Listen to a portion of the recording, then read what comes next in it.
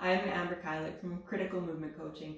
Today we're going to look at some rocking. So we're going to be rocking back and forth. It helps warm up the body to do rolling backwards, rolling forwards, somersaults, and getting up off the ground quickly. So what we're going to do, clear your space, make sure there's nothing around that you might bonk into, and then just sitting. Now, the tendency is we're so used to posture, right? Alignment.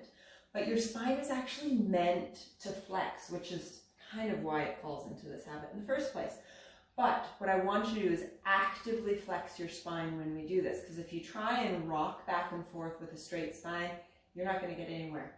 So rocking back and forth, you can hang out here, round your spine, and rock backwards. That's all there is to it. You might find that your lower back kind of clunks, okay?